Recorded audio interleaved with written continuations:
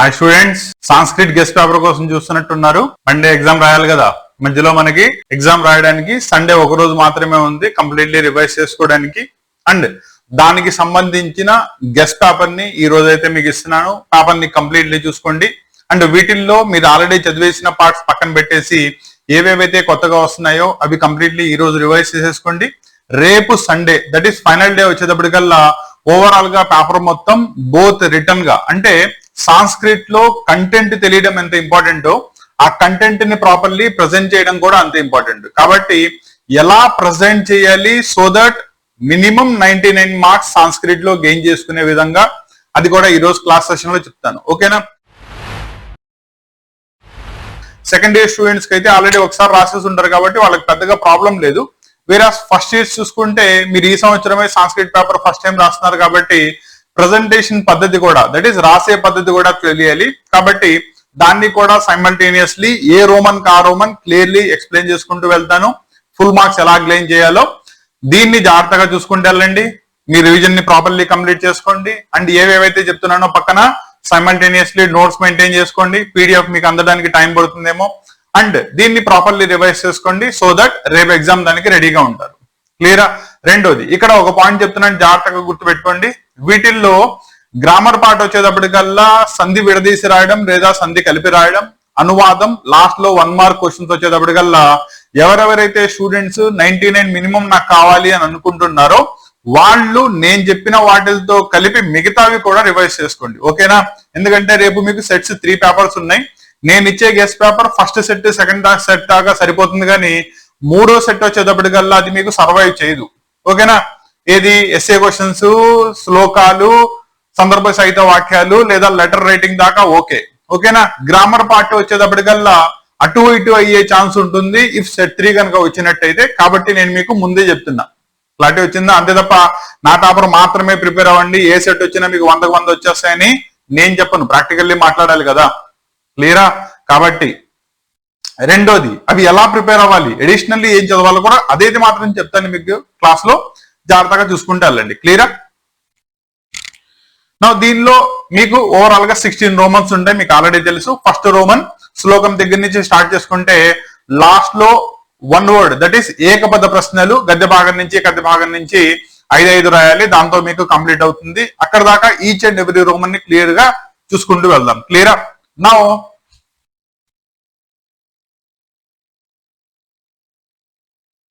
దానిలో first Roman చూసుకోండి. First Roman ఏం రాయాలి? శ్లోకం ఇస్తాడు, ఆ శ్లోకానికి కవి పరిచయం రాయాలి, భావం రాయాలి, దీంతో పాటు శ్లోకాన్ని రాయాలి. ప్యాటర్న్ ఎలాగో చూసుకోండి. ఓకేనా? ముందు దీని నుంచి మీకు 6 మార్క్స్ రాయాలంటే ఫస్ట్ కవి పరిచయం రాయండి. కవి ఎవరు, ఎక్కడి నుంచి తీసుకోబడింది, దాన్ని సాంస్క్రిట్ లోనే రాయాలి. జాగ్రత్తగా గుర్తుపెట్టుకోండి. రెండోది, శ్లోకాన్ని రాయండి. శ్లోకాన్ని రాసేటప్పుడు మీకున్నది ఒకటే చాప్టర్, దాంట్లో మెయిన్ 4 శ్లోకాలు, వీటిల్ని రివైజ్ చేసుకోండి. ఓకేనా? వీటిల్లోంచి మాక్సిమం ఫస్ట్ సెట్ వచ్చినా, సెకండ్ సెట్ వచ్చినా, థర్డ్ సెట్ వచ్చినా కూడా సరిపోతుంది. ఓకేనా? తర్వాత వాటి యొక్క భావం రాయాలి. రెండోది, శ్లోకాన్ని ఒక ఫుల్ పేజ్ లో వచ్చేలా రాయి. అండ్ రాసేటప్పుడు కంప్లీట్లీ ఒక పేజ్ మొత్తంలో శ్లోకం కనబడాలి అంటే శ్లోకాన్ని 2 లైన్స్ లో కాకుండా 4 లైన్స్ లో రాయి. అంటే నీకు టెక్స్ట్ బుక్ లో శ్లోకం 2 లైన్స్ ఉంటుంది, దాన్ని మధ్యలో విడగొట్టు. ఓకేనా? కాబట్టి 4 లైన్స్ లో వస్తుంది. భావం అట్లీస్ట్ 3 to 4 లైన్స్ ఉండేలా రాసి సరిపోతుంది. భావం వచ్చేటప్పటికల్లా నువ్వు తెలుగు లేదా ఇంగ్లీష్ లో కూడా రాయొచ్చు, ప్రాబ్లం ఏం లేదు. శ్లోకం అర్థమైనట్టేనా? నెక్స్ట్ దానికి వెళ్దాం. నిబంధ ప్రశ్నలు. పద్య భాగం నుంచి నిబంధ ప్రశ్నలు, గద్య భాగం నుంచి నిబంధ ప్రశ్నలు. దీన్ని మీకు ఆల్రెడీ చెప్పాను. పద్య భాగంలో ఫస్ట్ 2, గద్య భాగంలో ఫస్ట్ 2 చదువుకోండి అని చెప్పి. కాబట్టి పద్య భాగం నుంచి కనుక తీసుకున్నట్టయితే హనుమత్ ఉపదేశ, రఘో శౌర్యం, ఇవి 2 చదవండి. దానిలో నుంచి కంపల్సరీగా ఒకటి వస్తుంది. వేరే గద్య భాగం కనుక తీసుకున్నట్టయితే అజ్ఞాతస్య వసో నదేయ, శూద్రకు వీరవర కథ, ఈ రెండింటి యొక్క సారాంశాలు చదవండి. ఓకేనా? ఇక్కడ ఒకసారి జాగ్రత్తగా చూసుకోండి. మీకు నిబంధ ప్రశ్నలు ఇచ్చేటప్పుడు ఈ ప్రశ్నని ఇంకా ఎలా అడగొచ్చు అని చెప్పి ఆల్టర్నేటివ్ క్వశ్చన్స్ కూడా ఇచ్చాడు, అది ఒకసారి చూసుకోండి. రెండింటిలో ఏది ఇచ్చినా మీరు సారాంశాన్ని రాసేయండి, సరిపోతుంది. ఓకేనా? సారాంశం రాసేటప్పుడు జాగ్రత్తగా చూసుకోండి. ఫస్ట్ ఒక 2 లైన్లు కవి పరిచయం కంపల్సరీ రాయాలి. క్లియరా? నెక్స్ట్ మెయిన్ కంటెంట్ రాసేటప్పుడు మీరు ఇంగ్లీష్ లో రాసినా లేదా తెలుగులో రాసినా అట్లీస్ట్ 4 పారాగ్రాఫ్లో రాసేలా చూసుకోండి. ఫస్ట్ పారాగ్రాఫ్ లో 3 నుంచి 4 లైన్స్ ఉండాలి.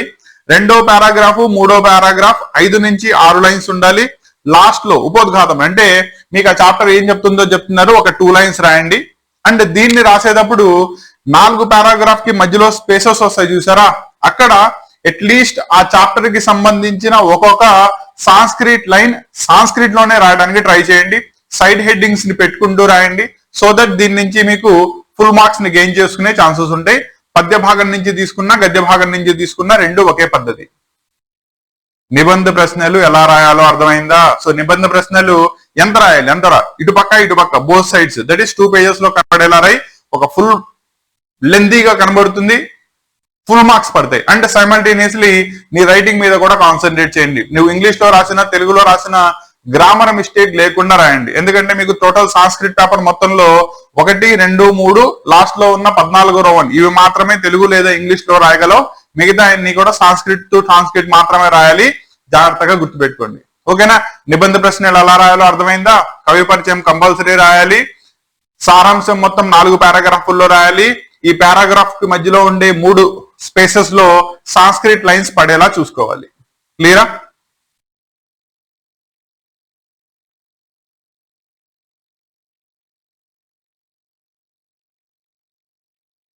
నెక్స్ట్ 4th రోమన్ నిబంధ ప్రశ్నలు అయిపోయిన తర్వాత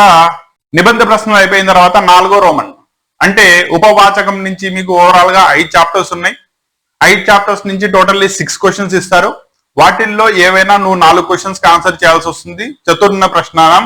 అండ్ దీనికి సంబంధించి ఏం చేస్తావంటే మొదటి 4 చాప్టర్స్ వరుస పెట్టి చదువుకో, లేదా ఫస్ట్ 2 లాస్ట్ 2 చాప్టర్స్ పర్ఫెక్ట్లీ చదువుకో. దాని నుంచి నీకు కంపల్సరీగా 4 ప్రశ్నలు వస్తాయి. 4కి కూడా జవాబు రాసేయచ్చు. అండ్ ఇవి వచ్చేటప్పటికల్లా ఒక్కొక్కటి నీకు 2 మార్క్స్ వస్తుంది కాబట్టి సాంస్క్రిటే రాయాలి. జాగ్రత్తగా చూసుకోండి. అండ్ దీనికి ఒక్కొక్క దానికి నీకు 2 మార్క్స్ తీసుకుంటే 4 2s are 8 మార్క్స్ వస్తాయి. క్లారిటీ వచ్చిందా? దానికి సంబంధించి మనం ఈ guessed questions that is chapter wise ఇచ్చాను కాబట్టి చాప్టర్ వైజ్ జాగ్రత్తగా చూసుకుంటూ వెళ్ళండి. ఉపవాచకంలో ఈ క్వశ్చన్స్ అన్నింటిని కూడా జాగ్రత్తగా కంప్లీట్ చేసుకోండి. ఓకేనా? మళ్ళీ చెప్తున్నాను, ఉపవాచకంలో నీకు ఫుల్ మార్క్స్ రావాలి అంటే 4 చాప్టర్స్ ని పర్ఫెక్ట్లీ ప్రిపేర్ అవ్వాలి. జాగ్రత్తగా చూసుకోండి. క్లియరా?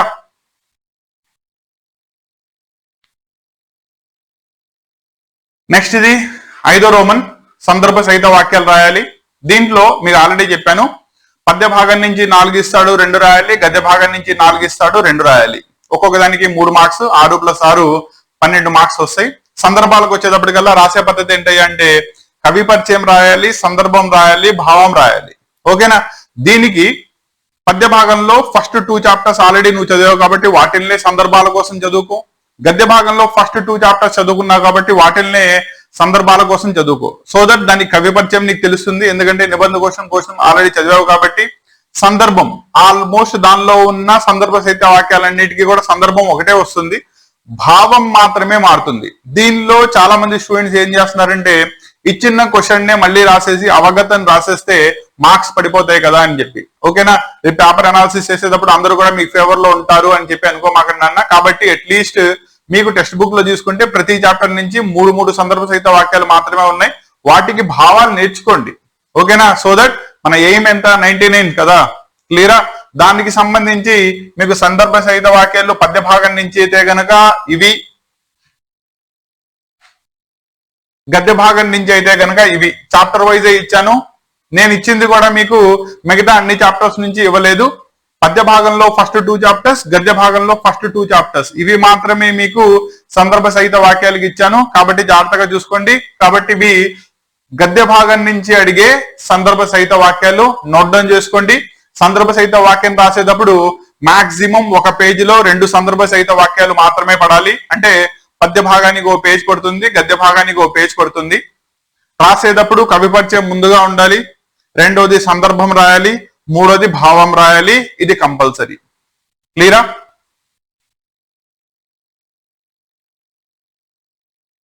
నెక్స్ట్ 7th రోమన్ పద్య భాగం నుంచి లఘు ప్రశ్నలు.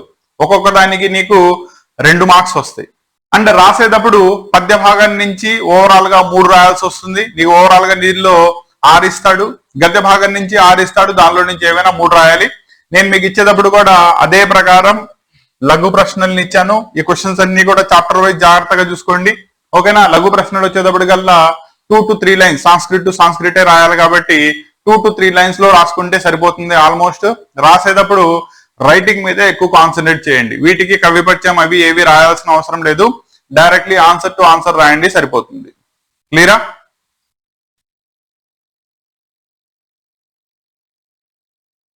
నెక్స్ట్ 8th రోమన్ వచ్చేటప్పటికల్లా గద్య భాగం నుంచి అడిగే లఘు ప్రశ్నలు 2 కాదు, ఇంకా ఇచ్చాను, నెక్స్ట్ పేజ్ లో ఉన్నాయి. సో ఇవన్నీ కూడా గద్య భాగం నుంచి మిమ్మల్ని అడిగే 2 మార్క్స్ క్వశ్చన్. సో జాగ్రత్తగా నోట్ డౌన్ చేసుకోండి. ఈ సంవత్సరం దానికి లఘు ప్రశ్నల్లో 7th రోమన్ ఏమో పద్య భాగం నుంచి, వేరాజ్ 8th రోమన్ ఏమో గద్య భాగం నుంచి లఘు ప్రశ్నలు వస్తాయి. ఒక్కొక్క దానికి 2 మార్క్స్, దాంట్లో 3 దీంట్లో 3 రాయాలి. మీకు ఇవ్వడం మాత్రం 6 ఇస్తాడు, జాగ్రత్తగా గుర్తుపెట్టుకోండి. క్లియరా? సో ఇది 8th రోమన్ దాకా. నెక్స్ట్ ఇక్కడ దాకా మీకు క్వశ్చన్ ఆన్సర్స్ అయిపోతాయి. ఇంకా లాస్ట్ లో 1 mark questions 15th and 16th Roman మాత్రమే మిగులుతాయి. మధ్యలో వచ్చేటప్పటికల్లా లెటర్ రైటింగ్, గ్రామర్ ఇదే ఉంటుంది. అండ్ లెటర్ రైటింగ్ వచ్చేటప్పటికి ఈ సంవత్సరం దానికి ఈ రెండింటిని జాగ్రత్తగా చూసుకోండి. జ్వరస్య విరామ గ్రహణేన పత్రం, నెక్స్ట్ పుత్రేణ పుత్రికాయ పితరం పతి పత్రం, ఇవి 2 కూడా జాగ్రత్తగా చూసుకోండి. వీటిల్లోంచి కంపల్సరీగా ఒకటి వస్తుంది. ఓకేనా? రెండోది పుస్తక గ్రహణేన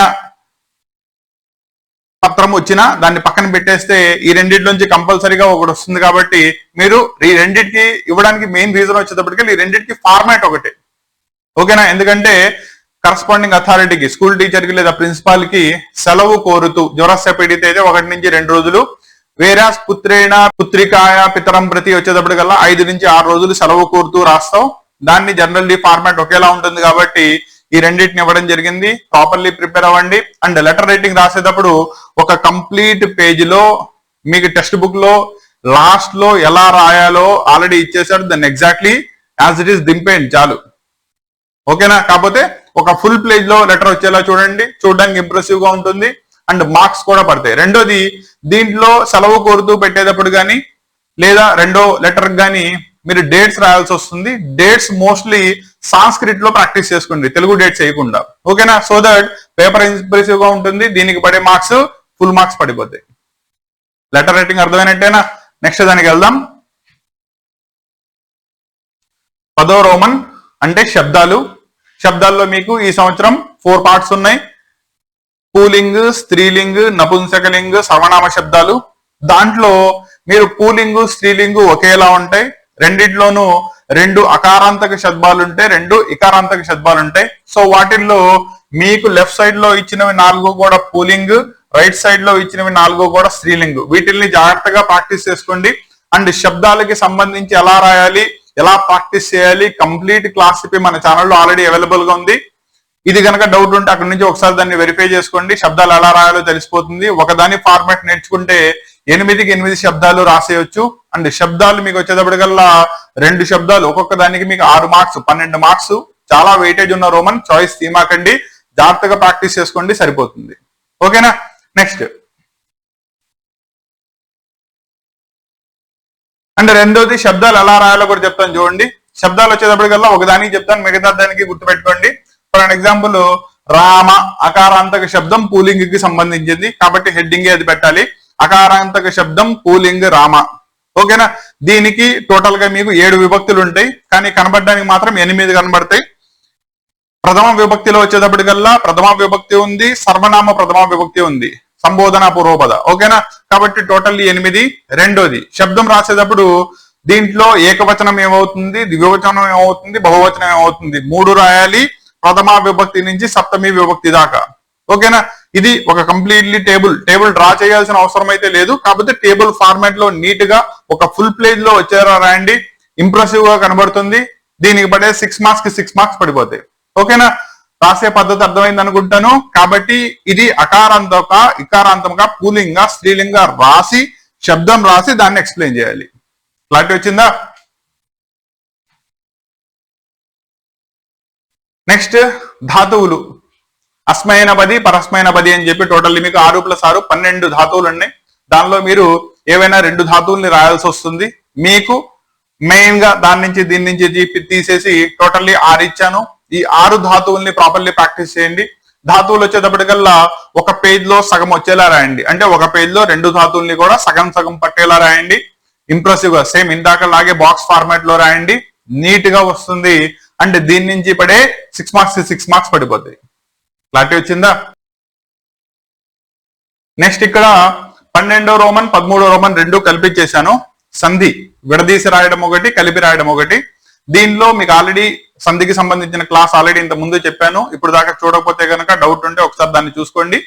దానిలో మీరు ప్రాక్టీస్ చేయాల్సిన సంధులు వచ్చేటప్పటికల్లా సవర్ణ దీర్ఘ సంధి ఒకటి, గుణ సంధి ఒకటి, వృద్ధి సంధి ఒకటి, అనాదేశ సంధి ఒకటి. 4 సంధుల్ని జాగ్రత్తగా ప్రాక్టీస్ చేసుకోండి. విడదీయడంలోనూ కలిపి రాయడంలోనూ మొదటి 4 అవే కనబడతాయి. ఈజీలీ ఐడెంటిఫై చేయొచ్చు, రాసేయచ్చు. రెండోది రాసే పద్ధతిలో వచ్చేటప్పటికల్లా విడదీసి రాయమన్నా లేదా విడదీసిన దాన్ని కలిపి రాయమన్నా రాసిన తర్వాత హైఫన్ ఇచ్చి అది ఏ సంధో రాయాలి. సవర్ణ దీర్ఘ అయితే అది, గుణ సంధి అయితే గుణ సంధి అని ఇలా రాస్తే అప్పుడు దీని నుంచి పడే మార్క్స్ నీకు పడతాయి. క్లారిటీ వచ్చిందా? దానిలో మీకు అదే ఫార్మాట్ లో ఇచ్చాను చూడండి. ఫస్ట్ ఇవన్నీ వచ్చేటప్పటికల్లా సవర్ణ దీర్ఘ సంధికి సంబంధించినవి, ఇవన్నీ వచ్చేటప్పటికి గుణ సంధికి సంబంధించినవి. కాబట్టి జాగ్రత్తగా ప్రాక్టీస్ చేసుకోండి. నెక్స్ట్ ఇవి కూడా సవర్ణ దీర్ఘ సంధిలోవే. నెక్స్ట్ ఇవన్నీ వచ్చేటప్పటికల్లా వృద్ధి సంధిలోవి, ఇవన్నీ వచ్చేటప్పటికల్లా యనాదేశ సంధిలోవి. కాబట్టి వీటిని జాగ్రత్తగా చూసుకుంటూ సంధి కలిపి రాసిన, సంధి విడదీసినా, సంధి పేరేంటో కంపల్సరీగా రాయాల్సి వస్తుంది. 12 మార్కులు, కాస్తా కూస్తా కాదు. అవునా? విడదీసి రాసిన దానిలో 6 మార్కులు, కలిపి రాసిన దానిలో 6 మార్కులు, 12 మార్కులు. క్లారిటీ వచ్చిందా? కాబట్టి సంధి పేరు రాయకపోతే మార్క్స్ పడవనన్న హాఫ్ మార్కే పడుతుంది. కాబట్టి జాగ్రత్తగా గుర్తుపెట్టుకోండి. క్లియరా? అంటే రెండోది సూత్రం అయితే ఏమీ రాయాల్సిన అవసరం లేదు. జస్ట్ సంధి కలిపి లేదా సంధి విడదీసి రాసినప్పుడు అది ఏ సంధికి చెందుతుందో జాగ్రత్తగా రాయండి, సరిపోతుంది. ఓకేనా? నెక్స్ట్ 14వ రోమన్ అనువాద. ఓకేనా? అనువాదాలు మీకు టెక్స్ట్ బుక్ లో లాస్ట్ లో ఓవరాల్ గా ఒక 30 అనువాదాలు ఇచ్చాడు. క్లియర్? వాటిని జాగ్రత్తగా ప్రాక్టీస్ చేసుకోండి. వాటిల్లోంచి కొన్ని నేను ఇచ్చాను. ఇక్కడ మళ్ళీ చెప్తున్నాను, 14వ రోమన్, 15వ రోమన్, 16వ రోమన్ నేను ఇచ్చిన పేపర్ లో ఉన్న గెస్ట్ పేపర్ లో ఉన్నవి 60% దాకా సర్వే అవుతాయి. కానీ 1, 2 అటు ఇటు అయ్యే ఛాన్స్ ఉంటుంది. అవి కూడా అవ్వకూడదు అనుకుంటే కనుక మీరు టెక్స్ట్ బుక్ లాస్ట్ లో ఉన్న వాటిని మొత్తం ప్రాక్టీస్ చేసుకోండి. నాన్న మళ్ళీ చెప్తున్నాను. క్లియర్? అంతే తప్ప రేపు ఎగ్జామ్ రాసి వచ్చిన తర్వాత నన్ను తిట్టమాకండి, మీరు గెస్ట్ పేపర్ మాత్రమే ప్రిపేర్ అయ్యాను అవి రాలేదని చెప్పి. క్లియరా? ఎందుకంటే నీ మంచి కోరుకునేవాడిని కాబట్టి, నీకు 99 దాకా తీసుకెళ్లాలనే కోరిక ఉన్నవాడిని కాబట్టి, నేను అలాగే ప్రిపేర్ చేస్తున్నాను కాబట్టి ముందే చెప్తున్నాను. క్లియరా? సో జాగ్రత్తగా చూసుకుందాం. నెక్స్ట్ ఇవన్నీ కూడా జాగ్రత్తగా ప్రాక్టీస్ చేసుకోండి. అనువాదాలు అండ్ ఇవి కూడా మీరు ప్రాక్టీస్ చేసుకున్న అనువాదాలు. ఓవరాల్ గా మీకు 10 ఇచ్చాను. 10లోంచి అట్లీస్ట్ నేనైతే కనుక 3 నుంచి 4 గ్యారంటీ ఇస్తాను. 1, 2 అటు ఇటు అవుతాయి. నెక్స్ట్ 15వ రోమన్ ఏకపద ప్రశ్నే పద్య భాగం నుంచి. ఓకేనా? ఓవరాల్ గా మీకు వచ్చేటప్పటికల్లా 7 ఇచ్చాను. జాగ్రత్తగా ప్రాక్టీస్ చేసుకోండి. వీటి నుంచి ఏవైనా 3 నుంచి 4 కంపల్సరీగా కనబడతాయి. లేదు నాకు మొత్తం రావాలి, ప్రతి చాప్టర్ లాస్ట్ లో ఏకపద ప్రశ్నే 2 నుంచి 3 ఉన్నాయి అంతే. చాప్టర్ వైజ్ క్లియర్ గా చదువుకో. ఎందుకంటే దీనిలో చాయిస్ లేదు కాబట్టి పద్య భాగంలో ఉన్న 5 చాప్టర్లు, గద్య భాగంలో ఉన్న 5 చాప్టర్లు మొత్తం చదవాలి. సో ముందే చదువుకుంటే మార్క్స్ మిస్ అవ్వకుండా గెయిన్ చేసుకోగలవు. అలాగే ఇవి వచ్చేటప్పటికల్లా గద్య భాగానికి సంబంధించిన ఏకపద ప్రశ్నే. ఓకేనా? సో కాపీ చేసుకున్నారనుకుంటాను. జాగ్రత్తగా కాపీ చేసుకోండి, ప్రాక్టీస్ చేయండి. క్లియరా? నా పేపర్ ని రాసేటప్పుడు ప్రజెంటేషన్ దేంతో స్టార్ట్ చేయాలి, దేంతో ఎండ్ చేయాలి, నో ఇష్యూ నాన్న. యాజ్ ఇట్ ఈస్ రోమన్ 1 నుంచే స్టార్ట్ చేయి. ఓకేనా? శ్లోకం దగ్గర నుంచే స్టార్ట్ చేయండి. కొన్ని కాలేజెస్ లో నిబంధనతో స్టార్ట్ చేయండి, ముందు నిబంధన రాసేయచ్చు అంటారు. నేనైతే గనక నీ పేపర్ ఇంప్రెసివ్ గా కనబడాలి అంటే శ్లోకంతోనే స్టార్ట్ చేయి. నువ్వు శ్లోకం రాసేటప్పుడు కవి పరిచయము, శ్లోకాన్ని 4 లైన్లో రాయడం, భావాన్ని ప్రాపర్ గా రాయడం, ఇది గనక నువ్వు రాస్తే అక్కడితోనే రేపొద్దునే నీ పేపర్ ని వాల్యుయేషన్ చేసే ఎగ్జామినర్ కు ఇంప్రెషన్ వచ్చేస్తుంది. మిగతా పేపర్ అంతా కూడా అదే ఇంప్రెషన్ తో దిద్దుతాడు. పదదోషం ఉన్న అంటే గ్రామర్ మిస్టేక్స్ అయినా కూడా పెద్దగా పట్టించుకోకుండా నీకు మంచి మార్క్స్ ని అలాట్ చేసే ఛాన్స్ ఉంటుంది. రెండోది సాంస్క్రిట్ వచ్చేటప్పటికల్లా లాంగ్వేజ్ బేసెస్ కాబట్టి రైటింగ్ ప్రజెంటేషన్ చాలా ఇంపార్టెంట్. కాబట్టి రైటింగ్ ప్రజెంటేషన్ మీద జాగ్రత్తగా చూసుకుంటే వెళ్ళు. సో దీంతో మీకు 16 రోమన్స్ కి సంబంధించినవి ప్రతిదీ ఎలా రాయాలి, ఎలా ప్రజెంటేషన్ ఉండాలి, ఎలా ఉంటే ఫుల్ మార్క్స్ ని గెయిన్ చేసుకోగలవు కంప్లీట్లీ దీనిలో చెప్పాను. మళ్ళీ ఒకసారి జాగ్రత్తగా చూసుకోండి. రైటింగ్ ప్రాక్టీస్ కూడా సైమల్టేనియస్లీ చేసుకోండి. ఎగ్జామ్ ముందు కంగారు పడమాకండి. రెండోది, చాలా మంది ఎగ్జామ్ కి బయలుదేరిపోయిన తర్వాత పొద్దున పూట బండి మీద వెళ్తూ కూడా పుస్తకం తీసుకుని ఆ పుస్తకంలో చదువుతా వెళ్తా ఉంటారు. అలాంటి దారుణమైన సిచ్యువేషన్స్ ఏమాకండి నాన్న. నువ్వు చదివేది ఏదైనా ఎగ్జామ్ ముందు రోజు అంటే 23వ తారీఖు పొద్దున్నే 5ంటికి లెగు. 5 నుంచి పొద్దున్న 9ంటికి ఎప్పుడో ఎగ్జామ్ కి వెళ్ళాలి కాబట్టి అట్లీస్ట్ 7 దాకా క్లియర్ చేసి ఒకసారి కంప్లీట్లీ రివైజ్ చేసుకో. వన్స్ 7-7:30కి క్లోజ్ చేసావు, ఇంకా లేదు, డైరెక్ట్లీ ఎగ్జామే. అంతే తప్ప మధ్యలో బండి మీద వెళ్తూ చదువుకుంటా వెళ్ళడం, కాలేజ్ దగ్గర ఎగ్జామ్ హాల్ ముందు టగటగా ఏమి ఇచ్చారు ఉన్నైపోతాయి నాన్న. క్లారిటీ వచ్చిందా? అలాంటి యాక్టివిటీస్ చేస్తేనే నీకు టెన్షన్ పెరిగిపోతుంది. టెన్షన్ పెరగకుండా కూల్ గా రాయాలి, ప్రశాంతంగా వెళ్ళు. ఓకేనా? 2 hours మైండ్ ని రిలాక్స్ చేయి. ఎగ్జామ్ హాల్లో ప్రశాంతంగా కూర్చో. ఇనీషియల్లీ డీటెయిల్స్ ఫిల్ చేయగానే పేపర్ మొత్తం క్లియర్ గా చూసుకో. ఏమేమి వచ్చినాయి, ఏమేమి రాలేదు ఉండకూడదు కదా. ఇన్ని పేపర్ చెప్పిన తర్వాత ఇంకా రాలేదేంటి, సమస్య లేదు అసలు. క్లారిటీ వచ్చిందా?